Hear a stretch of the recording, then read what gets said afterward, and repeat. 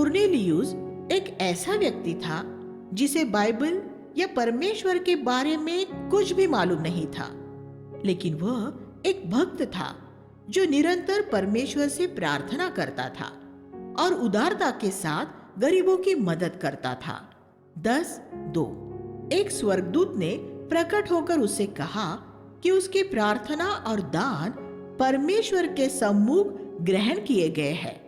पद 4 इस तरह हम देखते हैं कि अगर गैर मसीह भी परमेश्वर का भय मानने वाले और निष्ठावान हो तो परमेश्वर उनकी प्रार्थनाओं को भी सुनता है और उन्हें मसीह के पास पहुंचाता है, जो पिता के पास पहुंचने का एकमात्र मार्ग है। यूहन्ना 14:6 पतरस की तरह बहुत से मसीही अपने आप को गैर मसीहों से श्रेष्ठ समझते हैं, लेकिन कुर्नेलियुस जैसे कुछ गैर मसीही अधिकांश मसीहों से ज्यादा परमेश्वर का भय मानने वाले हैं। पतरस भी ये समझता था कि वह गैर यहूदियों से ज्यादा शुद्ध था, इसलिए परमेश्वर को उसकी राय बदलनी पड़ी और उसके हृदय की सीमाओं को बढ़ाना पड़ा। पतरस अपने इस विचार में बड़ा हठीला था, इसलिए उसके विचार को बदलने के लिए परमेश्वर को उसे एक दर्शन दिखाना पड़ा। पद 11 इस दर्शन में पतरस ने एक चादर को आकाश से उतरते देखा, जिस पर सभी तरह के शुद्ध और अशुद्ध पशु थे, और उससे ये कहा गया कि वह उनमें से मारे और खाए। पतरस ने ऐसा करने से इनकार किया, क्योंकि उसने कभी कोई अशुद्ध वस्तु नहीं खाई थी, क्योंकि मूसा की व्यवस्था के अनुसार पशु अशुद्ध थे और यहूदियों के लिए उन्हें खाने पर प्रतिबंध था। ले व्यवस्था 11 लेकिन परमेश्वर ने उसे कहा कि जिसे परमेश्वर ने शुद्ध ठहराया है वह उसे अशुद्ध न कहे। उसे ये दर्शन 3 बार दिखाया गया।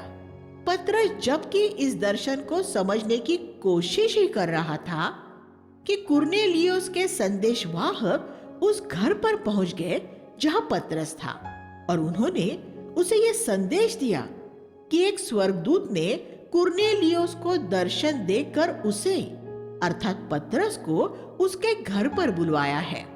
तब पतरस को यह समझ आया कि परमेश्वर उसे इस गैर यहूदी के घर जाने के लिए कह रहा था, जिसे यहूदी अशुद्ध समझते थे। वह स्वर्गदूत जो कुर्नेलियुस के घर आया था, यकीनन इस सच्चाई को जानता था कि मसीह जगत के पापों के लिए मरा है और वह मृतकों में से जी उठा है। फिर उसने कुर्नेलियुस को वह सुसमाचार क्यों नहीं सुनाया और ये क्यों कहा कि वही संदेश सुनाने के लिए वो पतरस को बुलाए। पतरस के पास ऐसा क्या था जो स्वर्गदूत के पास नहीं था? मुझे यकीन है कि स्वर्गदूत पतरस से 10 गुना ज्यादा अच्छे ढंग से सुसमाचार सुना सकता था, लेकिन पतरस के पास उद्धार का वह अनुभव था जो स्वर्गदूत के पास नहीं था। कृपा के द्वारा उद्धार पाया हुआ एक पापी ही एक दूसरे पापी को उद्धार के बारे में बता सकता है। प्रेरितों के काम के पहले पद में हमने यही देखा था, वह जो यीशु ने किया और फिर सिखाया। अगर आपको किसी बात का अनुभव नहीं है तो उसके बारे में बात न करें। स्वर्गदूत ने भी इस ईश्वरीय सिद्धांत का सम्मान किया, इसलिए उन बातों का प्रचार न करें जो आप जानते हैं, बल्कि उनका प्रचार करें जिनका आपने अभ्यास किया है या आप कम से कम जिनका अभ्यास करने की खोज में है। जब पतरस कुर्नेलियुस के घर में आया तो उसने कहा, अब मैं सचमुच समझ गया हूं कि हर एक जाति में जो परमेश्वर का भय मानता है और सही काम करता है वही परमेश्वर को ग्रहण योग्य होता है। 10:35 सिर्फ हर एक जाति में ही नहीं, हर एक धर्म मत में भी। हर एक धर्म में से परमेश्वर उनका स्वागत करता है जो उसका भय मानते हैं और उन्हें मसीह तक पहुंचाता है कि वे उद्धार पाए। अगर पतरस कुरनेलियुस के घर जाने से इनकार कर देता तो क्या होता? क्या पतरस के आज्ञा न मानने की वजह से कुरनेलियुस उसका उद्धार खो देता? अगर पतरस नहीं जाता तो परमेश्वर याकूब, यूहन्ना या और किसी को भेजता। अगर हनन्याह तरसुस के शाऊल के पास नहीं जाता तो परमेश्वर किसी और को भेजता। अगर आप वहां नहीं जाएंगे जहां परमेश्वर आपको भेजता है तो परमेश्वर आपकी सेवकाई किसी दूसरे को दे देगा। 10:38 में पतरस ने यीशु की सेवकाई का इस तरह बयान किया, नासरत का यीशु जिसका परमेश्वर ने पवित्र आत्मा और सामर्थ से अभिषेक किया था और जो भलाई के काम करता और उन सबको जो दुष्टात्मा द्वारा सताए हुए थे चंगा करता फिरा, क्योंकि परमेश्वर उसके साथ था। यीशु के जीवन में भी सामर्थ ही पवित्र आत्मा के अभिषेक का प्रमाण था और उस सामर्थ से यीशु ने भलाई के काम किए और लोगों को शैतान की बुराई से छुड़ाया। परमेश्वर हमें पवित्र आत्मा से इसलिए भरता है ताकि हम दूसरों के साथ भलाई कर सके और उन्हें शैतान की बुराई से छुटकारा दिलाए। हमारे आसपास ऐसे लोगों की बड़ी भीड़ है जिन्हें शैतान सता रहा है।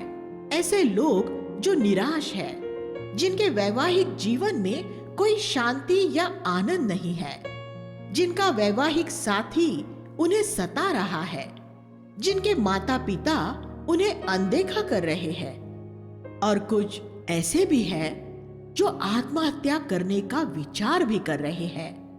परमेश्वर ने हमें ऐसे लोगों के बीच में इसलिए रखा है ताकि हम पाप और शैतान से छुटकारा पाने में उनकी मदद करें और फिर इस तरह उन्हें खुशी मिल सके। इस सेवकाई को पूरा करने के लिए अगर यीशु को भी पवित्र आत्मा के अभिषेक की जरूरत थी तो हमें और भी कितनी ज्यादा जरूरत होगी। हम पढ़ते हैं कि जब यीशु का अभिषेक हुआ तो परमेश्वर उसके साथ था, और जब हमारा पवित्र आत्मा से अभिषेक होगा तो परमेश्वर हमारे साथ भी होगा। जब हम पुलपिट में खड़े होकर परमेश्वर के वचन का प्रचार करते हैं या जब हम किसी मनुष्य में से दुष्टात्मा निकालने जाते हैं तो लोगों को आशीष देने के लिए परमेश्वर हमारे साथ होगा। 11:28 में हम अगबुस नाम के एक नबी के बारे में पढ़ते हैं जिसने ये नबूवत की कि पूरे संसार में अकाल पड़ने वाला है।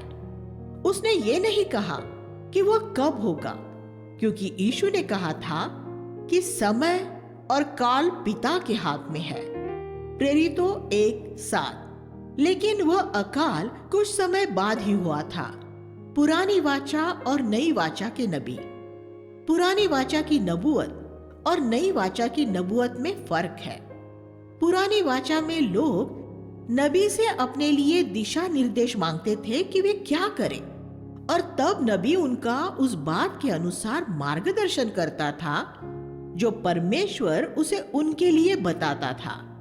ये इसलिए था क्योंकि लोगों के पास उनका मार्गदर्शन करने के लिए पवित्र आत्मा नहीं था। पवित्र आत्मा सिर्फ नबी के पास ही होता था।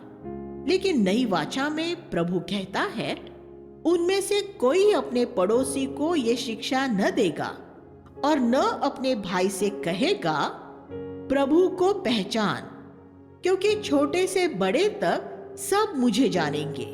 इब्रानियों 8:11। अब जबकि पवित्र आत्मा हर एक के अंदर वास कर सकता है, इसलिए अब एक नबी को परमेश्वर की किसी भी संतान के लिए ऐसी दिशा निर्देशीय नबूवत करने की जरूरत नहीं रही है जिसमें उसे ये बताना पड़े कि उसे क्या करना है। अगर वह ऐसा करता है तो वह पवित्र आत्मा की जगह ले लेगा और फिर वो लोगों को मसीह के साथ नहीं, अपने साथ जोड़ेगा।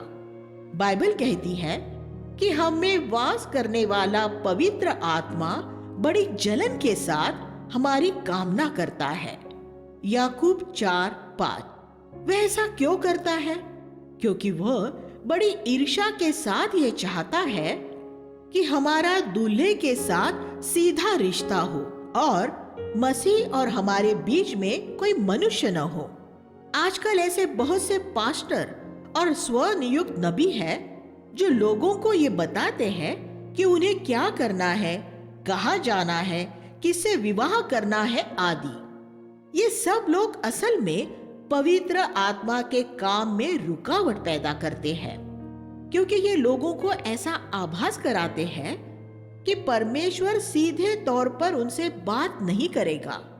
ऐसे नबी जाने या अनजाने में शैतान द्वारा प्रेरित होते हैं, क्योंकि ये लोगों और प्रभु के बीच में आ जाते हैं। ये बात हमेशा याद रखें कि पवित्र आत्मा बड़ी लालसा करता है कि आप घनिष्ठता के साथ मसीह के साथ जुड़े रहे और ये कि आपके और उसके बीच कोई दूसरा न आ सके। बहुत लोगों ने मुझसे ये चाहा कि मैं उनके जीवन के किसी क्षेत्र के लिए परमेश्वर की इच्छा जानूं। मैं ये करने का दुस्साहस नहीं कर सकता, क्योंकि मैं परमेश्वर का भय मानता हूं। परमेश्वर का भय न मानने वाला व्यक्ति ही किसी दूसरे के जीवन में पवित्र आत्मा की जगह लेने का दुस्साहस कर सकता है। मैं लोगों को उन बातों के लिए सलाह देने के लिए हमेशा तैयार रहता हूँ जिनके बारे में वे खुद फैसला करने की तैयारी कर रहे होते हैं। मैं उन्हें एक रास्ते में आगे बढ़ने के फायदों और खतरों के बारे में बता सकता हूँ, लेकिन फिर मैं उनसे प्रार्थना करने के लिए कहता हूँ और उन्हें ये आश्वासन देता हूँ कि परमेश्वर स्वयं पवित्र आत्मा द्वारा उन्हें बताएगा कि उन्हें क्या करना है। इसलिए किसी के जीवन के लिए परमेश्वर की इच्छा जानने की कोशिश करने द्वारा उनके जीवन में परमेश्वर का स्थान न ले। मसीह विरोधी के लिए ये कहा गया है कि वह परमेश्वर के मंदिर में बैठकर स्वयं को परमेश्वर प्रदर्शित करता है। 2 थिस्सलुनीकियों 2:4।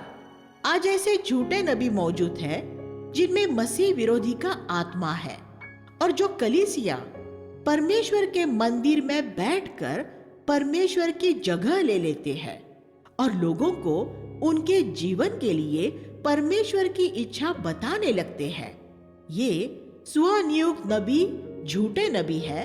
इस बात का एक और सबूत यह है कि लोगों के लिए नबूवत करने के बाद वे उनसे धन पाने की अपेक्षा करते हैं, बिल्कुल वैसे ही जैसे एक डॉक्टर सलाह देने के बाद अपनी फीस ले लेता है।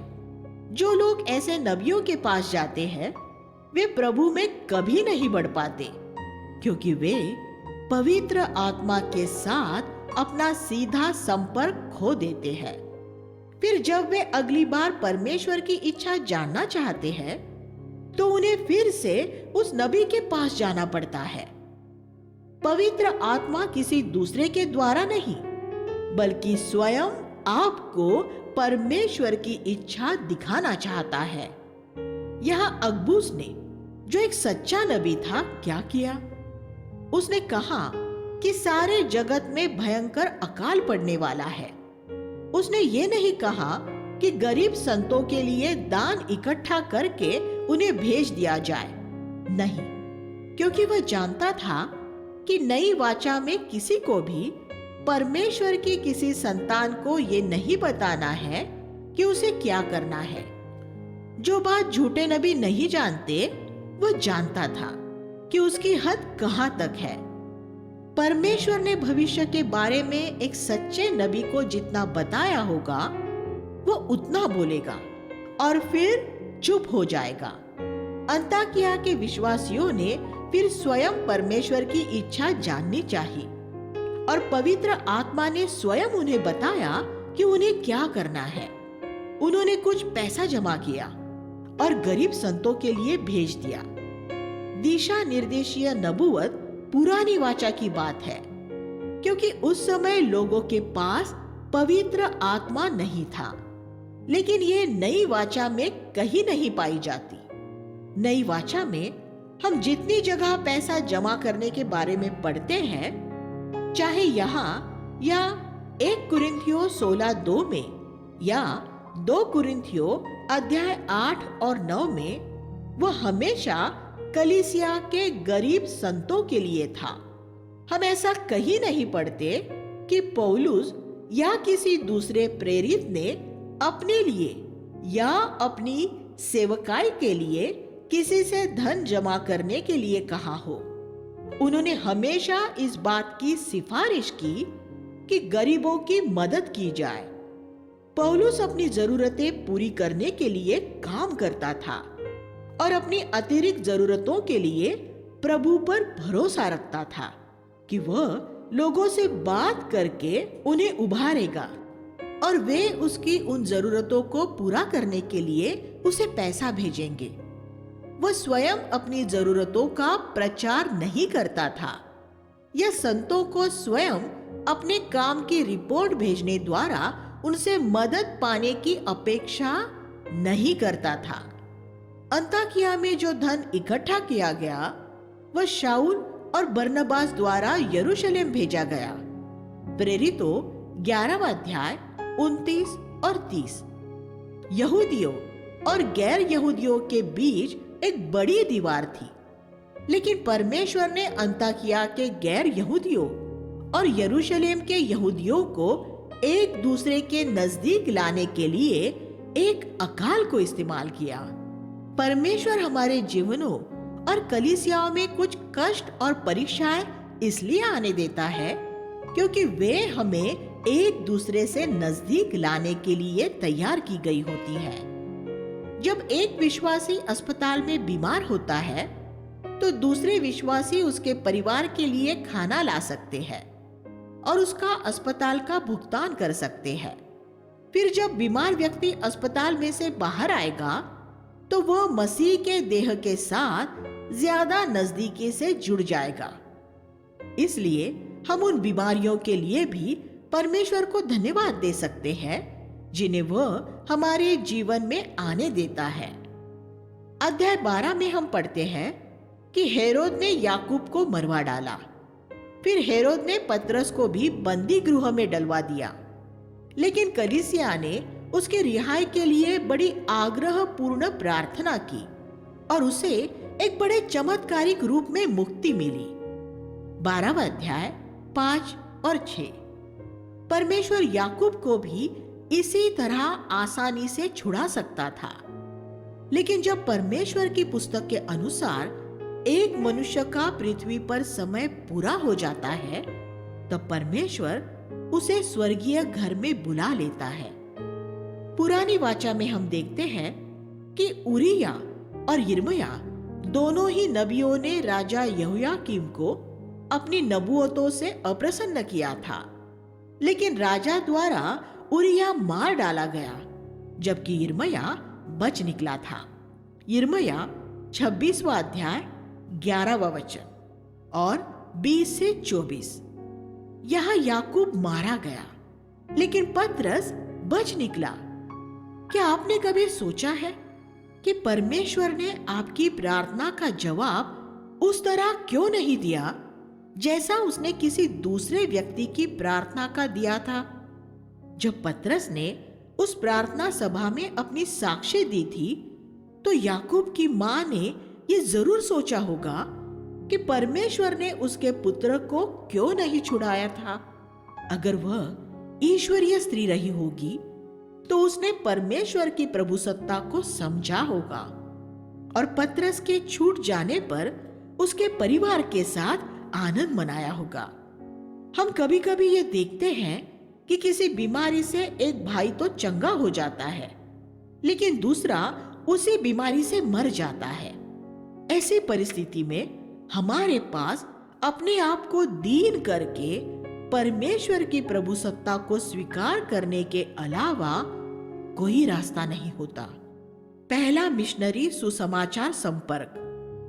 अध्याय 13 में हम अंतकिया के सबसे पहले महान मिशनरी आंदोलन के बारे में पढ़ते हैं। बरनबास और शाऊल ने जो दान का पैसा लेकर अंतकिया से यरूशलेम गए थे, पतरस की अद्भुत रिहाई से विस्मित हो गए थे और उन्हें इससे बड़ी चुनौती मिली थी। वे यरूशलेम में लोगों को भौतिक आशीष देने गए थे, लेकिन ये देखकर कि प्रार्थना द्वारा क्या हो सकता है, उन्होंने बदले में बड़ी आत्मिक आशीषें पाई थी। जो दूसरे की खेती सींचता है, उसकी भी खेती सींची जाएगी। नीति वचन 11:25। जब वे अंताकिया लौटे तो प्रार्थना के बारे में जो सीखा था वो उन्होंने वहां के प्राचीनों को सिखाया। 13वां अध्याय 1 और 2। उन सब ने उपवास और परमेश्वर की आराधना करने का फैसला किया। वे बिना कुछ मांगे परमेश्वर की आराधना कर रहे थे। उपवास करना और सिर्फ आराधना करना बड़ी अद्भुत बात होती है। परमेश्वर ने उनसे बात की और उनसे कहा, मेरे लिए बरनबास और शाऊल को उस काम के लिए अलग करो जिसके लिए मैंने उन्हें पहले से ही बुलाया है। 13:2। यहां ये नहीं लिखा है कि परमेश्वर ने उनसे किस तरह बात की थी। उन्होंने अपनी आत्माओं की गहराई में यह जाना होगा कि परमेश्वर उनसे क्या कह रहा है।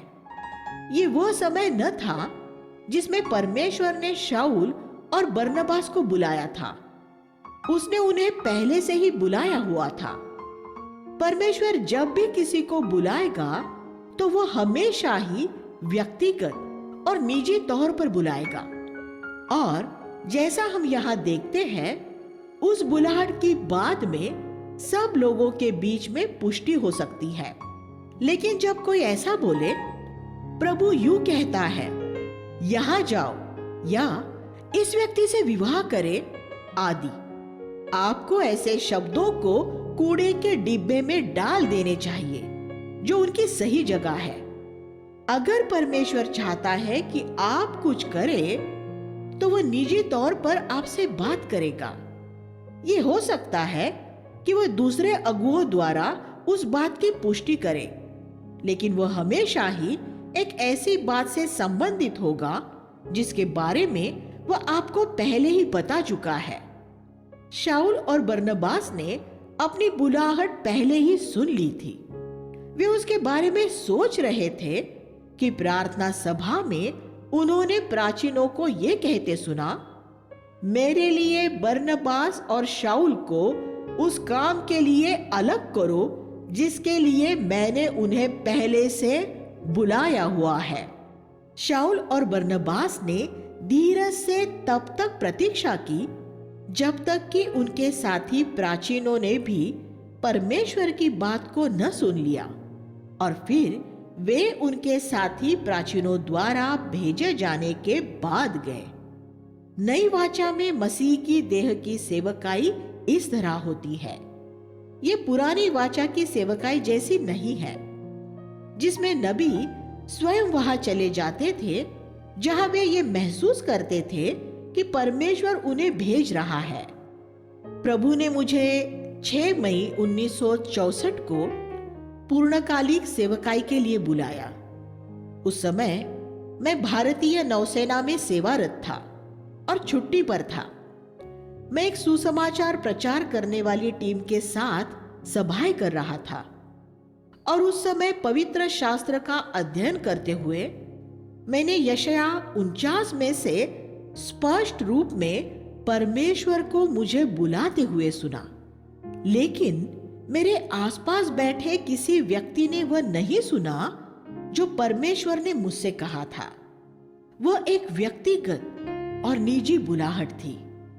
लगभग 1 घंटे के बाद, जबकि मैं परमेश्वर की बुलाहट के बारे में सोच रहा था और नौसेना में से इस्तीफा देने के बारे में विचार मग्न था, तब हमारे साथ यात्रा कर रहा परमेश्वर का एक जन जिनका मैं पूरे भारत में सबसे ज्यादा आदर करता था, मेरे पास आए और बोले, तुम नौसेना से कब इस्तीफा देने वाले हो? वह एक नबूवत का शब्द था जिसने मुझे विस्मित कर दिया, लेकिन वह सिर्फ उस बात की बाहरी पुष्टि थी जो परमेश्वर ने मुझे भीतरी तौर पर पहले ही बता दी थी। अगर परमेश्वर आपको बुलाएगा तो वह पहले आपको व्यक्तिगत तौर पर बुलाएगा, फिर दूसरे ईश्वरीय लोगों द्वारा उसकी पुष्टि होगी, लेकिन उस बुलाहट को पहले आपको सुनना होगा। हम नई वाचा में इस तरह से ही होता हुआ देखते हैं। 13:36 में हम पढ़ते हैं, क्योंकि दाऊद परमेश्वर के उद्देश्य के अनुसार अपने युग के लोगों की सेवा पूर्ण करके सो गया। हम सभी को परमेश्वर की इच्छा पूरी करते हुए अपनी पीढ़ी की सेवा करनी है। इसलिए पृथ्वी छोड़ने से पहले ये सुनिश्चित करें कि आप परमेश्वर की सारी इच्छा पूरी कर दें। ऐसा करने के लिए आपको दाऊद जैसा व्यक्ति होना पड़ेगा, जिसके बारे में परमेश्वर ये कह सका था, मुझे दाऊद मिल गया है, ऐसा व्यक्ति जो मेरे मन के अनुसार है और जो मेरी इच्छा पूरी करेगा। पद 22, कलीसियाओं की स्थापना और प्राचीनों की नियुक्ति। अध्याय 14 में हम पढ़ते हैं कि प्रभु ने कैसे पौलुस द्वारा एक लंगड़े को चंगा किया। ये देखना एक बड़ी दिलचस्प बात है कि लुस्त्रा के लोग कितने अस्थिर थे।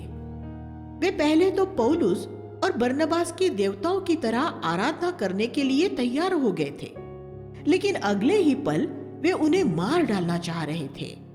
पद 13 और 19। नासरत के आराधनालय में यीशु को भी कुछ इसी तरह का अनुभव हुआ था।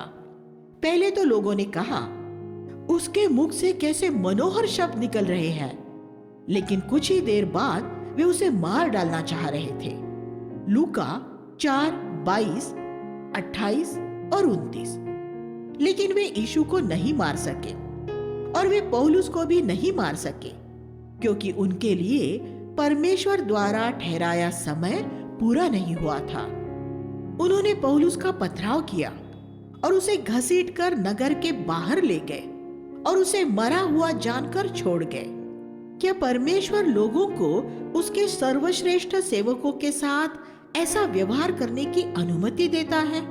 हाँ, वो आज भी ये अनुमति देता है। उसने दुष्ट लोगों को यीशु को मारने से नहीं रोका जब उसका समय हो गया था, और परमेश्वर ने दुष्ट लोगों को आरंभिक शिष्यों को मारने से नहीं रोका। और जहां तक हमारी जानकारी है, सभी मूल प्रेरितों में से सिर्फ यूहन्ना ही अपनी प्राकृतिक मृत्यु से मरा था। यहूदा ने आत्महत्या कर ली थी। बाकी के सभी 10 प्रेरित शहीद हुए थे। पौलुस का सिर काटा गया था।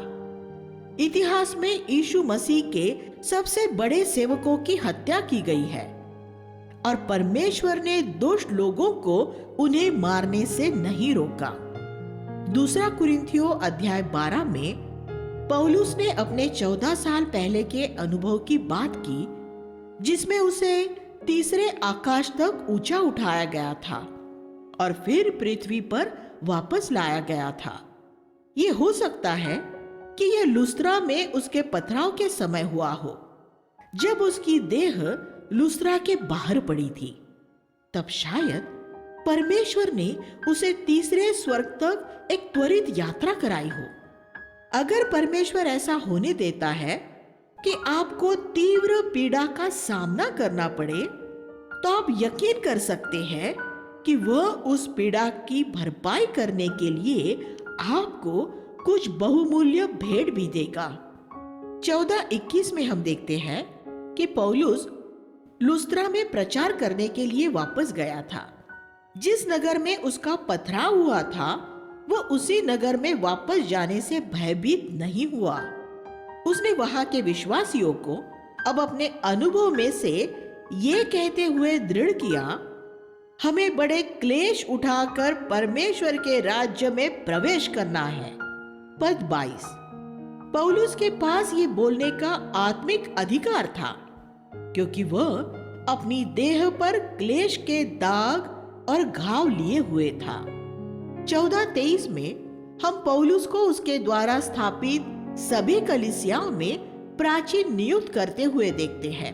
नई वाचा में कलीसिया की अगुवाई करने के लिए आप कहीं भी पास्टर को नियुक्त होते हुए नहीं देखते हैं। पास्टर शब्द बाइबल में सिर्फ एक जगह इफिसियों 4:11 में मिलता है, जहां उसका गलत अनुवाद किया गया है। जिस यूनानी शब्द पोइमेन का अनुवाद पास्टर किया गया है, उसका अनुवाद नए नियम में बाकी सभी 22 जगह चरवाहा किया गया है, और इफिसियों 4:11 में भी उसका अनुवाद चरवाहा यही होना चाहिए था। चरवाहे प्रभु द्वारा कलीसिया को दिए गए ठीक उस तरह के वरदान हैं जैसे प्रेरित, नबी, सुसमाचार प्रचारक और शिक्षक हैं। लेकिन इनमें से कोई पद नहीं है। लेकिन प्राचीन कलीसिया में अगुवाई का एक पद है, और हमेशा हर एक कलीसिया में एक से ज्यादा प्राचीन नियुक्त किए गए थे। पुरानी वाचा में परमेश्वर एकाकी व्यक्तियों को उसके लोगों का अगुवा होने के लिए बुलाता था, जैसे मूसा, यहोशू और दाऊद। लेकिन यीशु ने आकर अपने शिष्यों को 2-2 करके भेजना शुरू किया। नई वाचा में पवित्र आत्मा ने पौलुस के साथ बरनबास को बुलाया। परमेश्वर की इच्छा है कि कम से कम 2 भाई एक कलीसिया की अगुवाई करें। मसीह की देह सिर्फ तभी अभिव्यक्त हो सकती है। यीशु ने एक बार दुनिया भर की कलीसिया की बात की, मत्ती 16:18, और सिर्फ एक बार स्थानीय कलीसिया की बात की, मत्ती 18:17। और स्थानीय कलीसिया की अगुवाई के संदर्भ में उसने कहा कि जहां कम से कम 2 लोग मौजूद होंगे तो वह उनके बीच मौजूद रहेगा, मत्ती 18:20। एक स्थानीय कलीसिया में शैतान के काम को बांधने के लिए कम से कम ऐसे 2 प्राचीन होने चाहिए जो एक दूसरे के साथ एक मत हो, मत्ती 18 18 और 19। 2 प्राचीन एक कलीसिया की संतुलित अगुवाई भी कर सकते हैं। अध्याय 15 में हम खतना के लिए हुए एक विवाद के बारे में पढ़ते हैं। प्रेरितों ने इकट्ठे होकर बड़ी बुद्धिमानी से इस विषय पर चर्चा की। याद रखें कि वह ऐसा समय था जब नई वाचा एक लिखित रूप में नहीं थी। आज ऐसे वाद विवाद गैर जरूरी है, क्योंकि अब हमारे पास लिखित रूप में नई वाचा है। वह ऐसा समय था जब वे पुरानी वाचा से नई वाचा की तरफ बढ़ रहे थे। कृपा और सत्य का संतुलन। 15:36 में पौलुस ने बरनबास को यह परामर्श दिया कि वे फिर से नई कलीसियाओं की भेंट करें और उनके विश्वासियों को स्थिर करें। हमारे सीखने के लिए यह कुछ लाभदायक बात है। सुसमाचार रहित लोगों के साथ सुसमाचार संपर्क करने का जैसा बोझ प्रेरित पौलुस में था, ऐसा शायद कभी किसी मनुष्य में नहीं था। उसकी हमेशा उन जगहों में मसीह का प्रचार करने की इच्छा रहती थी जहां उसके बारे में कभी किसी ने नहीं सुना था। फिर भी हम यहाँ पढ़ते हैं कि वह विभिन्न कलीसियाओं में लौटना और उन्हें दृढ़ करना चाहता था। उस समय ऐसी हजारों जगह बाकी थी जहां सुसमाचार का प्रचार नहीं हुआ था। लेकिन पौलुस ये जानता था कि जो मसीह में बच्चे थे उन्हें मसीह में एक देह के रूप में दृढ़ करना जरूरी था। लेकिन ये एक दुखद बात है कि आज हमारे समय में बहुत से लोग इस बात को अनदेखा करते हैं। तब बरनबास ने यह सलाह दी कि वे यूहन्ना मरकुस को साथ ले लें। यूहन्ना मरकुस पहली मिशनरी यात्रा में उनके साथ गया था। लेकिन उसे मिशनरी काम कठिन लगा था, इसलिए उसने बीच में ही उनका साथ छोड़ दिया था। पौलुस ने उसे दूसरा मौका देने से इनकार कर दिया, लेकिन बरनबास उसे दूसरा मौका देना चाहता था, क्योंकि मरकुस बरनबास का भाई लगता था। कुलुसियों 4:10। इस मामले में पौलुस और बरनबास के बीच हुआ विवाद इतना ज्यादा बढ़ गया कि वे एक दूसरे से अलग हो गए। 15:39। पवित्र आत्मा ने पौलुस और बरनबास को एक खास काम के लिए एक साथ बुलाया था। पौलुस एक दृढ़ व्यक्ति था जिसमें सत्य का पक्ष बहुत प्रबल था। बरनबास एक सौम्य व्यक्ति था जिसमें कृपा का पक्ष प्रबल था। उन दोनों के बीच परमेश्वर की महिमा कृपा और सत्य से भरपूर रूप में नजर आ सकती थी। यूहन्ना 1:14।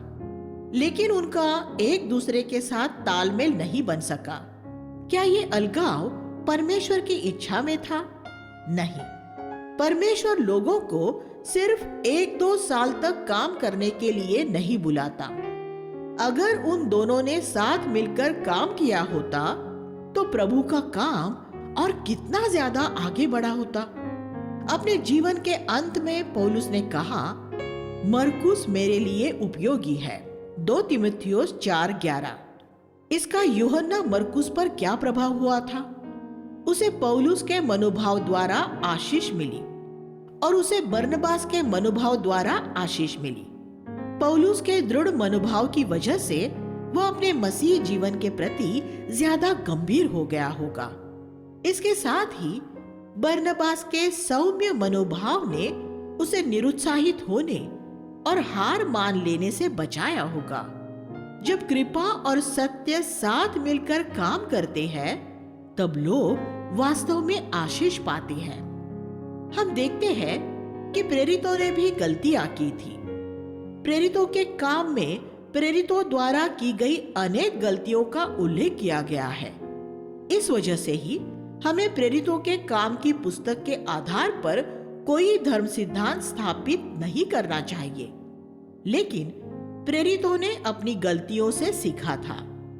अगर पौलुस और बरनबास के बीच हुए मतभेद के समय उनकी आयु 60 वर्ष की होती तो वे एक दूसरे से अलग हुए बिना जरूर कोई रास्ता ढूंढ लेते।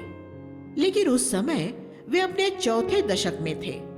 लेकिन प्रेरितों की निष्फलताएं हमें उत्साहित करती है, क्योंकि हम सबने भी गलतियां की हैं। परमेश्वर ने उनकी गलतियों द्वारा भी सुसमाचार को आगे बढ़ाया। अब वे एक की बजाय 2 दलों में बढ़ गए और दोनों दलों में एक एक अनुभवी व्यक्ति था। बरनबास ने मरकुस को अपने साथ लिया और पौलुस ने सिलास को। इस तरह सुसमाचार और दूर तक फैला। परमेश्वर ऐसा होने देता है कि शैतान के काम भी सुसमाचार को आगे बढ़ाने के लिए इस्तेमाल हो सके। प्रभु की स्तुति हो, वह हमारी गलतियों द्वारा भी ऐसा कर सकता है। 16वां अध्याय 1 और 2 में हम पौलुस की तीमुथियुस से मुलाकात के बारे में पढ़ते हैं। पौलुस ने सिलास को अपना सहकर्मी होने के लिए चुना था, लेकिन पौलुस के सहकर्मी के रूप में परमेश्वर के मन में एक दूसरा व्यक्ति था, तीमुथियुस। जब बरनबास ने पौलुस का साथ छोड़ दिया, तब परमेश्वर ने देखा कि पौलुस को एक और सौम्य व्यक्ति की जरूरत है। तब उसने उसे तीमुथियुस दिया, जो एक उत्कृष्ट शिष्य था, जिसका मनोभाव बरनबास जैसा था। तब हम पौलुस द्वारा की गई एक और गलती देखते हैं। उसने यहूदियों को प्रसन्न करने के लिए तीमुथियुस का खतना करवाया। बाद में पौलुस ने इस विषय में ज्योति पाई और उसने ये कहा कि खतना जरूरी नहीं है। गलतियों 5वां अध्याय 2 और 3। लेकिन प्रेरित पुरानी और नई वाचा के अंतराल में थे और उन्हें स्पष्ट ज्योति पाने में समय लगा था। 16:9 में हम आरंभिक मसीहों में आत्मिक अगुवाई के बारे में समझ का एक उदाहरण देखते हैं। पौलुस दल का अगुवा था और सिर्फ उसने ये दर्शन देखा कि मकी दुनिया का एक पुरुष खड़ा उससे निवेदन कर रहा था कि वह मकी दुनिया में जाकर उनकी मदद करे। अगले पद 16:10 में हम पढ़ते हैं, जब पौलुस ने वह दर्शन देखा तो हम सब ने मकी दुनिया जाने का विचार किया। दल के बाकी सदस्यों को पौलुस की अगुवाई में इतना भरोसा था कि वे बोले, पौलुस, अगर तूने दर्शन देखा है तो हमारे लिए वही काफी है। हम सबको दर्शन देखने की जरूरत नहीं है। हमें यकीन है कि परमेश्वर ने हमें मकी दुनिया जाने के लिए बुलाया है। जब एक दल में ऐसा ईश्वरीय अगुवा होता है तो ये अद्भुत बात होती है। ऐसे बहुत से मसीह सेवक हैं जो बिना किसी संगति या अगुवाई अकेले ही काम करते हैं। वे ऐसा करने का चुनाव इसलिए करते हैं क्योंकि ये उनकी शारीरिक सोच के अनुकूल होता है। फिर वे किसी से सलाह किए बिना जो चाहे वह कर सकते हैं, लेकिन इस तरह वे अंततः अपना नाश कर लेंगे। अगर आप जवान हैं, तो आपके मार्गदर्शन के लिए आपको परमेश्वर द्वारा नियुक्त किए गए एक अगुवे की जरूरत रहती है। जो ईश्वरीय अगुवाई को अस्वीकार करते हैं, वे खतरे में पड़ जाते हैं। पवित्र आत्मा की अगुवाई में 16:6 में हम पढ़ते हैं कि वे फ्रूगिया और गलतिया के क्षेत्रों में से होकर गुजरे, क्योंकि पवित्र आत्मा ने उन्हें एशिया में वचन सुनाने से मना किया। पवित्र आत्मा ने उन्हें गलातियों में कैसे रोका? पौलुस गलातियों 4:13 में इसके बारे में बताता है, तुम जानते हो कि पहली बार मैं किसी शारीरिक अस्वस्थता के कारण ही तुम्हें सुसमाचार सुना सका था। पौलुस एशिया माइनर में जाने की योजना बना रहा था, लेकिन वह गलातिया में बीमार पड़ गया था, इसलिए वह वहां से आगे नहीं जा सका था। और जब वह वहां था, तब उसने उस क्षेत्र के लोगों को प्रचार किया था। कुछ लोगों ने मन फिराया था और वहां कलीसियाएं स्थापित हुई थी। इस तरह पौलुस को एक जगह पर रोकने के लिए परमेश्वर ने उसे बीमार होने दिया, क्योंकि उस जगह में ऐसे लोग थे जिनका उद्धार होना था। इसलिए बीमार पड़ने पर ऐसा न सोचे कि आप परमेश्वर की इच्छा पूरी करने से चूक जाएंगे। 16:17 में हम एक दुष्टात्मा ग्रस्त लड़की को पौलुस और सिलास के पीछे पीछे घूमते और ये कहते हुए पाते हैं, ये मनुष्य परम प्रधान परमेश्वर के दास है। कुछ दिनों तक पौलुस ने उसे अनदेखा किया, लेकिन फिर उसने उस दुष्टात्मा को उसमें से निकल जाने के लिए कहा। पौलुस को किसी दुष्टात्मा की साक्षी की जरूरत नहीं थी। यीशु ने भी किसी दुष्टात्मा की साक्षी ग्रहण करने से इनकार किया था। 17वां अध्याय 10-11 में हम पढ़ते हैं कि पौलुस और सिलास बिरिया नगर में गए। बिरियाई लोगों को सज्जन कहा गया है, क्योंकि उन्होंने परमेश्वर के वचन को बड़ी उत्सुकता से ग्रहण किया था और वे प्रतिदिन पवित्र शास्त्रों में ये खोज करते थे कि जो बातें वे सुन रहे थे वे पवित्र शास्त्र के अनुसार थी या नहीं। वे हर एक प्रचारक के धर्म सिद्धांत की खोजबीन पवित्र शास्त्र के अनुसार करते थे, इसलिए उन पर यह खतरा नहीं था कि वे किसी झूठी शिक्षा के शिकार हो जाएंगे। और इस वजह से ही पौलुस को दूसरी कलीसियाओं की तरह बिरिया के लोगों को पत्र लिखकर उनके बीच किसी झूठी शिक्षा को सुधारने की जरूरत नहीं पड़ी थी। 18वां अध्याय 9 और 10 में हम पढ़ते हैं कि जब पौलुस कुरिन्थुस में था तो प्रभु ने उससे कहा कि किसी प्रकार के विरोध से मत डर, प्रचार करता जा और चुप न रहे, क्योंकि इस नगर में मेरे बहुत से लोग हैं। अगर किसी जगह पर सुसमाचार होता है तो सिर्फ इस वजह से हमें उस जगह से भाग जाने की जरूरत नहीं होती, लेकिन अगर हमें सताव का सामना करना पड़े तो प्रभु ने हमसे कहा है, वे जब तुम्हें एक नगर में सताए तो तुम दूसरे नगर को चले जाना। मत्ती 10:23। लेकिन वहां से भागने से पहले फिर भी प्रभु की इच्छा जान लेना अच्छा होता है। अगर प्रभु हमें जाने के लिए कहे तो हमें चले जाना चाहिए, लेकिन कभी कभी प्रभु हमें वही रुकने के लिए कह सकता है, जैसा उसने शाऊल से कहा था। सिर्फ बाहरी बातों को देखने की बजाय परमेश्वर की सुनना अच्छा होता है।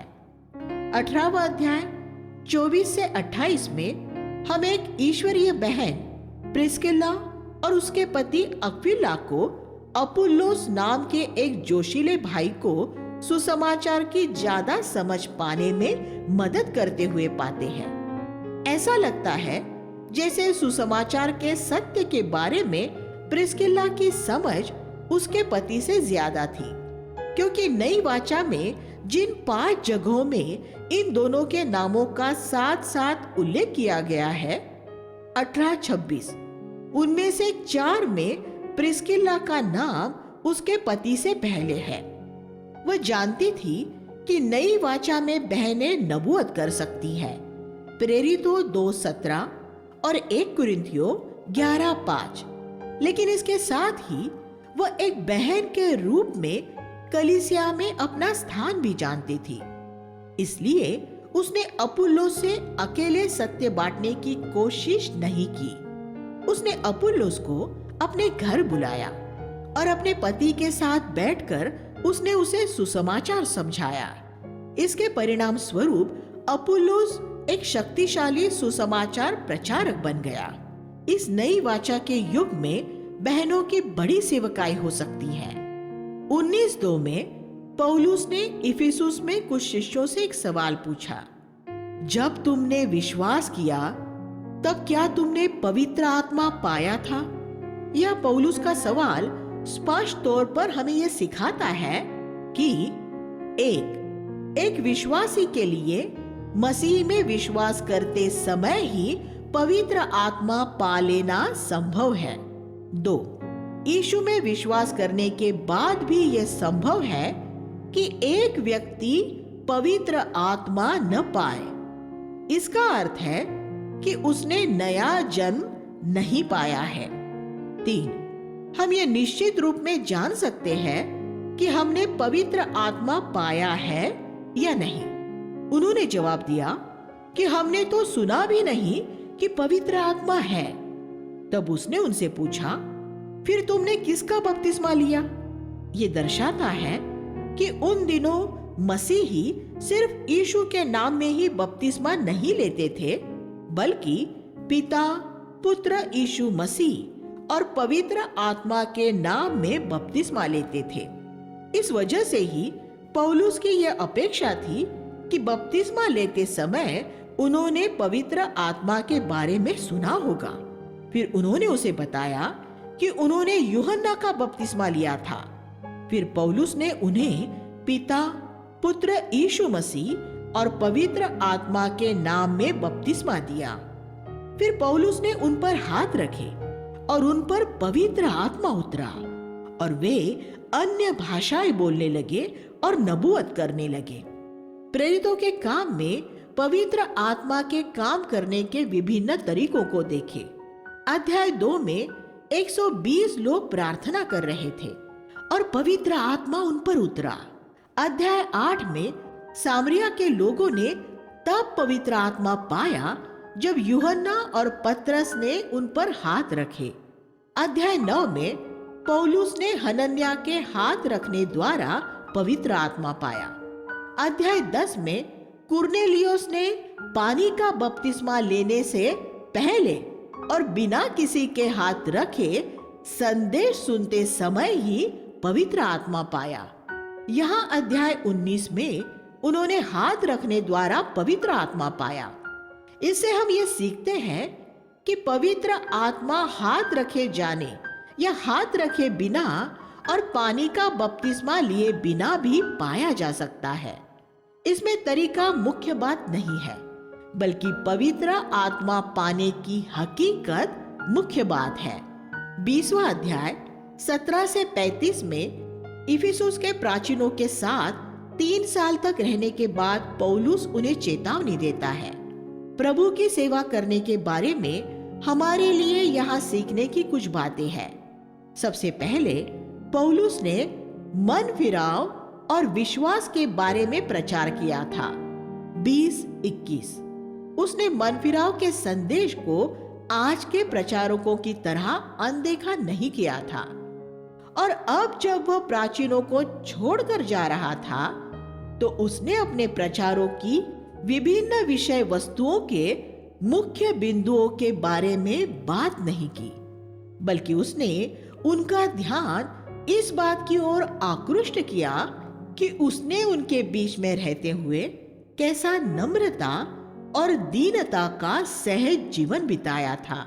20वां अध्याय 18 और 19 वह साहस के साथ ये कह सका था, मेरा अनुसरण करो जैसे मैं मसीह का अनुसरण करता हूं। जिनके बीच में हम रहते हैं उन लोगों के साथ हमारे शब्दों से ज्यादा हमारे जीवन को बात करनी चाहिए। फिर उसने उन्हें ये चेतावनी दी कि वे पहले अपने जीवनों की चौकसी करें और फिर अपने झुंड की देखभाल करें। 20-28 उसने उन्हें चेतावनी दी कि उसके जाने के बाद कलीसिया में भेड़िए घुस आएंगे। 20-29 वे भेड़िए पौलुस के रहते हुए क्यों न घुस सके थे? क्योंकि पौलुस एक बहुत सख्त द्वारपाल था। हर एक कलीसिया में एक ऐसा प्राचीन होना चाहिए जो भेड़ों की भेड़ियों से रखवाली करने के लिए अपनी लाठी का इस्तेमाल करने वाला हो। भजन संहिता 23:4। लेकिन अगर दूसरी तरफ प्राचीन एक कोमल सौम्य व्यक्ति होने के लिए अपना नाम कमाने की खोज में लग जाएंगे तो कलीसिया को शुद्धता की दशा में बनाए नहीं रखा जा सकेगा, क्योंकि फिर भेड़ के खालों में भेड़िए घुसकर कब्जा कर लेंगे और कलीसिया का नाश हो जाएगा। पौलुस ने उन्हें भी बताया कि उसने कैसे स्वयं मेहनत से काम करने द्वारा अपने आप को और अपने सहकर्मियों को संभाला था और किसी पर बोझ नहीं बना था। 20वां अध्याय 33 से 35। लेकिन उन प्राचीनों ने पौलुस की चेतावनी पर कोई ध्यान नहीं दिया और इफिसुस की कलीसिया धीरे धीरे प्रभु से दूर हो गई थी। प्रकाशित वाक्य 2 अध्याय 1 से 5। पौलुस का बंदी गृह में डाला जाना। 21वां अध्याय 3 से 14 में हम शारीरिक और आत्मिक नबूवत के बीच फर्क देखते हैं। सुर में कुछ मसीहों ने नबूवत की और पौलुस से कहा कि उसे यरूशलेम नहीं जाना चाहिए। वे नेक इरादों वाले विश्वासी थे, लेकिन वे ये नहीं जानते थे कि नई वाचा की नबूवत की हदों में कैसे रहा जाता है। उन्होंने उनके मन में आए सभी विचार व्यक्त कर दिए और उन्हें नबूवत मानते हुए उनके आगे ये प्रस्तावना भी की कि प्रभु यूं कहता है। आज बहुत लोग यही करते हैं। फिर कुछ समय बाद अगबुस नाम के एक सच्चे नबी ने आकर नबूवत की। 21:11। लेकिन वह जानता था कि उसकी हद कहाँ थी। उसने सिर्फ इतना कहा कि पौलुस को यरूशलेम में बंधनों में जकड़ा जाएगा, लेकिन उसने पौलुस को यह नहीं कहा कि उसे वहां जाना चाहिए या नहीं। जैसा हमने पहले अध्याय 11 में देखा था, नई वाचा की नबूवत में हालांकि उसमें भविष्य के बारे में चेतावनी हो सकती है, फिर भी उसमें किसी विश्वासी को ये मार्गदर्शन नहीं दिया जाएगा कि उसे क्या करना चाहिए और क्या नहीं करना चाहिए। पेंतेकुस्त के दिन से पवित्र आत्मा के आने के बाद अब सभी अपने लिए पिता की इच्छा जान सकते हैं। इब्रानियों 8:11। पेंतेकुस्त के दिन के बाद से बाइबल में कहीं भी दिशा निर्देशीय नबूवत का एक भी उदाहरण नहीं मिलता। क्या अब आप शारीरिक और आत्मिक नबूवत के बीच का फर्क देख सकते हैं? तब पौलुस यरूशलेम गया। क्या वह परमेश्वर की इच्छा में वहां गया था? वह निश्चय ही परमेश्वर की इच्छा में गया था। वहां प्रभु ने दर्शन देकर उसे कहा, साहस रख, क्योंकि जिस प्रकार तूने यरूशलेम में दृढ़ता से मेरी साक्षी दी है, वैसे ही तुझे रोम में साक्षी देनी है। 23:11। वहां प्रभु ने उसे स्पष्ट बताया कि वह परमेश्वर की इच्छा में था। इसलिए अगर पौलुस ने उन नेक इरादों वाले लेकिन अपरिपक्व मसीहों की बात सुनी होती, जो नबूवत करके उसे यरूशलेम जाने से रोक रहे थे, तो वह यरूशलेम या रोम न गया होता और वह परमेश्वर की इच्छा पूरी करने से चूक जाता।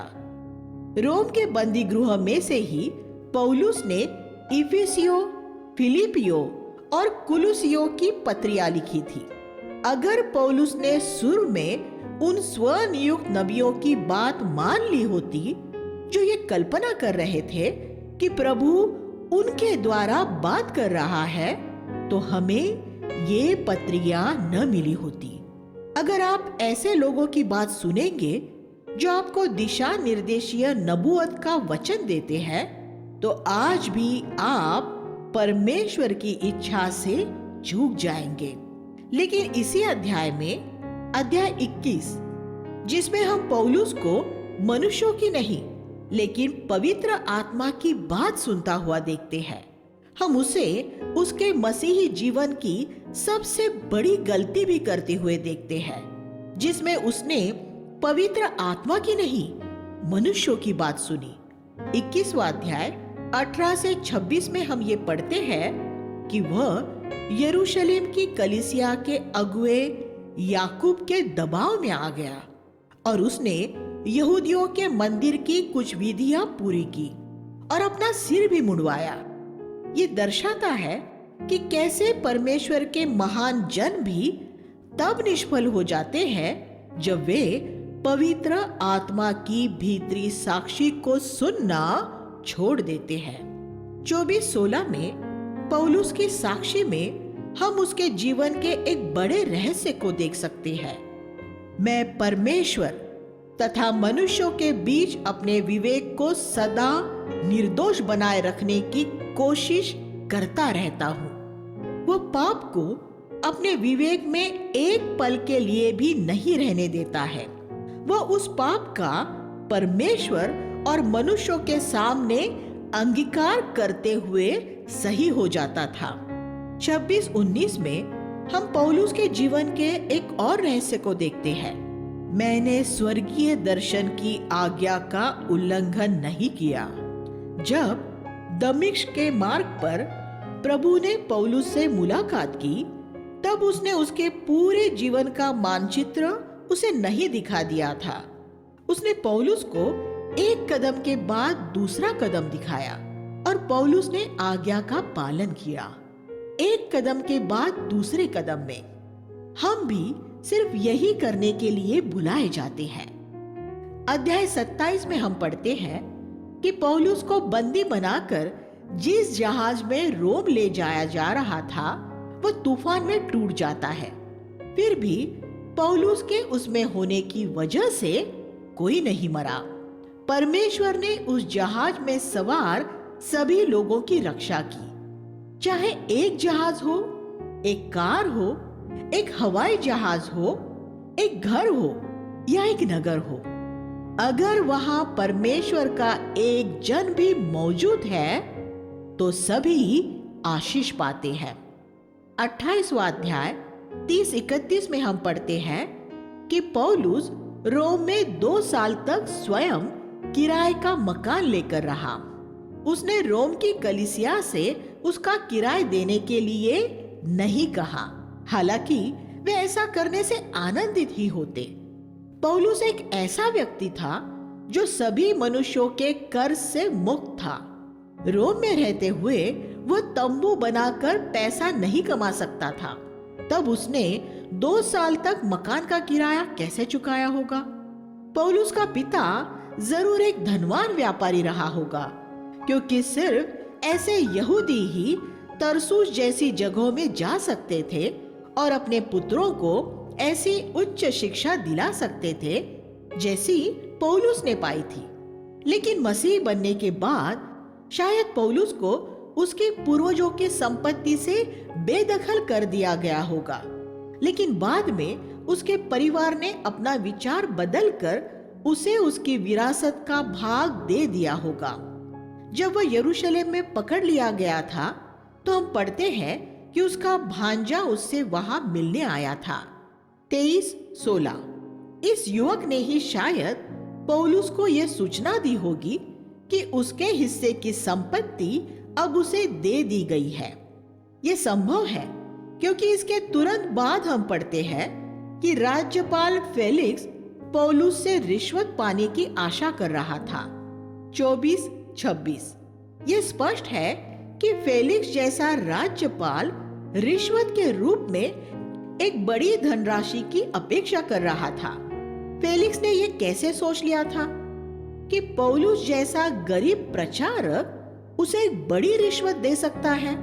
उसने रोमी सूबेदार से यह जाना होगा कि पौलुस को हाल ही में एक बड़ी धनराशि मिली है। इस धनराशि से ही पौलुस ने विश्व के सबसे महंगे नगर में 2 साल तक एक घर किराए पर लिया होगा। जब परमेश्वर के सेवक बूढ़े और कमजोर हो जाते हैं तो ये देखना बड़ा अद्भुत लगता है कि परमेश्वर फिर उन्हें कैसे संभालता है कि उन्हें लज्जित न होना पड़े। वह अपने प्रेम में चुपचाप हमारे लिए योजना बनाता है। सपन्या 3:17। भावानुवाद। ये प्रभु की सेवा में लगे हम सभी लोगों के लिए एक उत्साहजनक बात होनी चाहिए। वह हमें कभी गिरने नहीं देगा। जब पौलुस एक बंदी के रूप में उस किराए के घर में रहा तो उसके ऊपर एक सैनिक तैनात किया गया था और वह आने वाले सभी लोगों को सुसमाचार सुनाता था।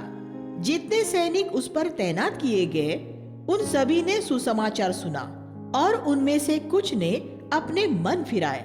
फिलिपियो 1:13 और 4:22। परमेश्वर ने देखा कि पौलुस में बहुत सी आत्मिक सामग्री थी जिसे आने वाली पीढ़ियों तक पहुंचाना जरूरी था, लेकिन पौलुस एक ऐसा व्यक्ति था जो हमेशा चलता फिरता रहता था। फिर यह कैसे होता कि परमेश्वर उसकी इतनी रोकथाम कर पाता कि उसमें परमेश्वर के विषय का जो ज्ञान था वह लेखबद्ध हो जाता? परमेश्वर ने यह ऐसे किया कि उसने शैतान को यह अनुमति दे दी कि वह पौलुस को रोम में बंदी बनाकर रखे। बंदी बनाए जाने के बाद ही पौलुस ने अपनी सबसे उत्कृष्ट पत्रियां लिखी जो शायद और किसी तरह नहीं लिखी जा सकती थी। ऐसी पत्रियां जो 20 शताब्दियों से लोगों को आशीष दे रही है। परमेश्वर की योजनाएं हमेशा हमारे सर्वश्रेष्ठ के लिए ही होती है। वह शैतान की बुराई को उसकी महिमा के लिए इस्तेमाल कर लेता है। प्रेरितों के काम में अंतिम शब्द बिना किसी रुकावट है। स्वर्ग और पृथ्वी का सारा अधिकार हमारे प्रभु यीशु का है। इसलिए सुसमाचार बिना किसी रुकावट के 20 शताब्दियों से बढ़ता रहा है और मसीह के लौटने तक बढ़ता रहेगा। प्रेरितों के काम में परमेश्वर ने हमें पौलुस का उदाहरण इसलिए दिया है कि उसका जीवन हमारे लिए एक चुनौती के समान हो। पौलुस अपने पूरे जीवन भर स्वयं ही अपनी जरूरतें पूरी करता रहा, जिससे कि वह किसी पर बोझ न बने। और भी बहुत से क्षेत्रों में वो एक अद्भुत उदाहरण है।